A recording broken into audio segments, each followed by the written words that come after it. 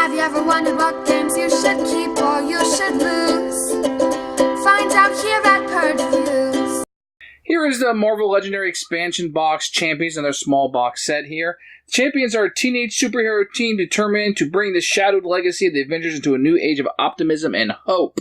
So you're going to see some different ones here than you're seeing other ones, hopefully. You haven't seen these before.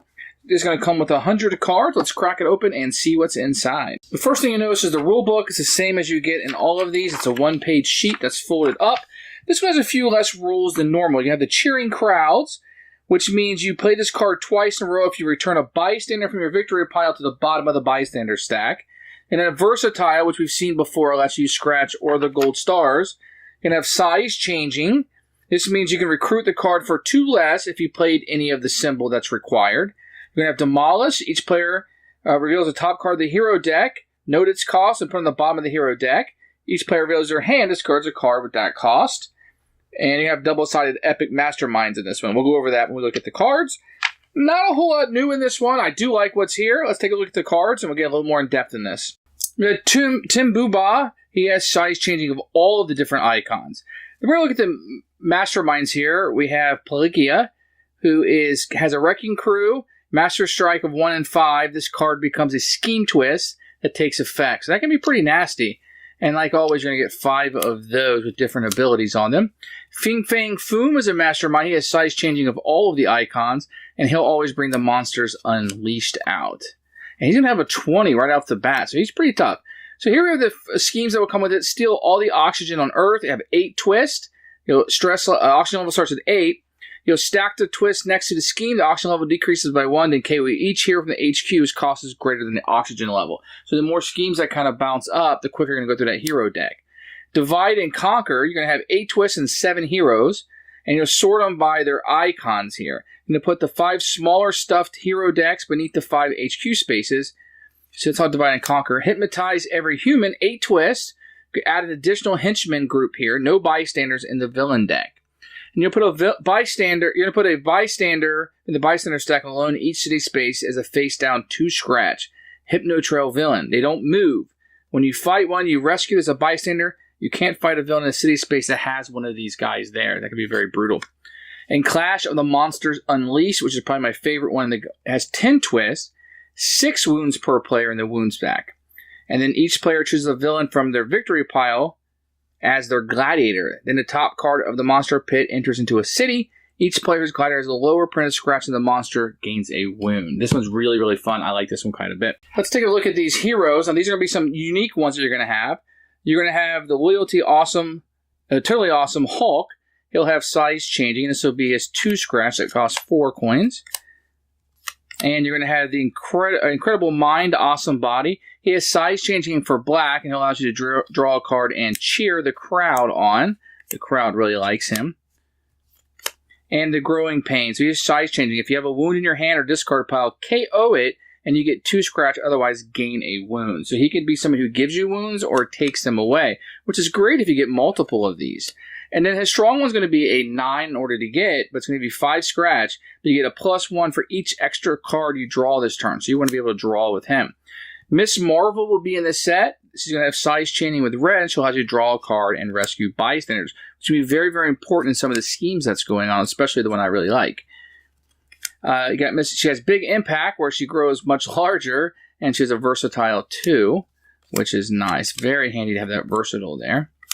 And Need to Stretch My Leg, size changing red. Again, you may KO a card from your hand or discard, and she cheers the crowd on, and that's going to be her 6. Now, our big one's a 9. It's Rising Hope, size changing green and red, versatile 4, and cheering crowd. So, not the most powerful one, but definitely something you can definitely work with. Now, Nova. I like Nova quite a bit in the comics, and I like him here too. Versatile 1, you can rescue a bystander with the Space Cop.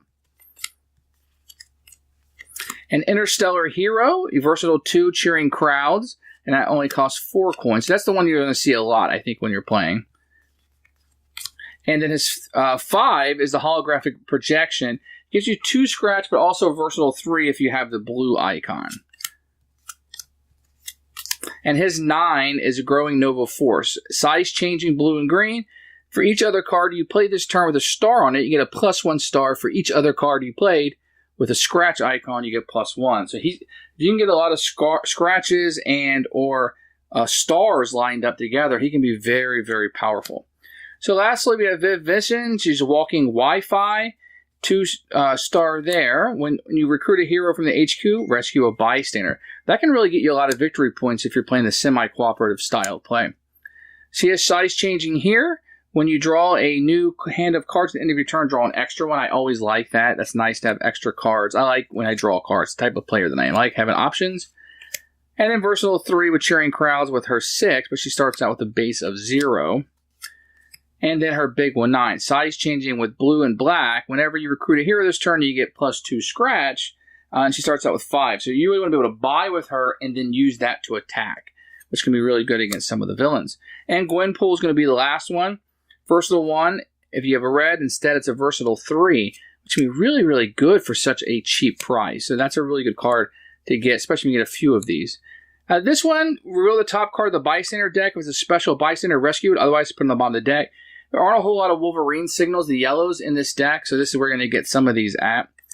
There's not a whole lot of them in here, so you might want to mix this up with somebody else if you're looking for the yellows. The 6 cost is going to give you size-changing Wolverine. It allows you to draw a card and 2 scratch. So the game is going to push you to get a lot of her cards if you're playing the Gwenpool strategy. And her big one's only a 7, but it gives you 5 scratch. You can demolish each other player. If each player discards a card this way, draw a card. That's very good at a much cheaper price than the rest of them. Legendary Champions is actually a really, really fun expansion for Marvel Legendary.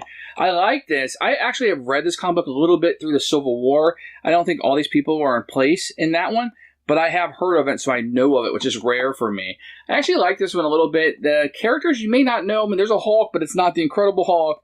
Nova may be fairly well known, but the rest of these you might not know as well, and the bad guys are definitely not going to be people that you've seen before. So if you're going for non-comic book people, this might not be where you want to go. I do like some of the cards. It's probably not my favorite set, but I do like what it has to add. And I'm a completist for Marvel Legendary because I like this game so much. It's my #1 game of all time.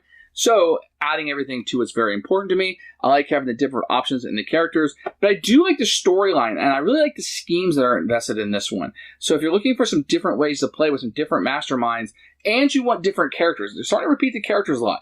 This is going to give you new characters. Even though it might be C-level characters, it is somebody different to play with some familiarity, like with the Hulk. You know, even though it's a different Hulk, you're still familiar with how he plays. So it's okay. I'm going to give it 1 thumbs up. It's probably not where I would start unless you just happen to be a Champions fan. If you're not a Champions fan, it might be somewhere towards the bottom just based on the knowledge of the characters.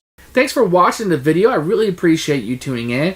If you liked it, please like it and hit that little subscribe button. That really helps out the channel, lets us know that you're getting the videos that you want. If you agreed or disagree with what I said, feel free to comment below. I'd love to hear what you have to say, and I promise that I will comment back. Thanks for watching, and everybody else, keep playing games.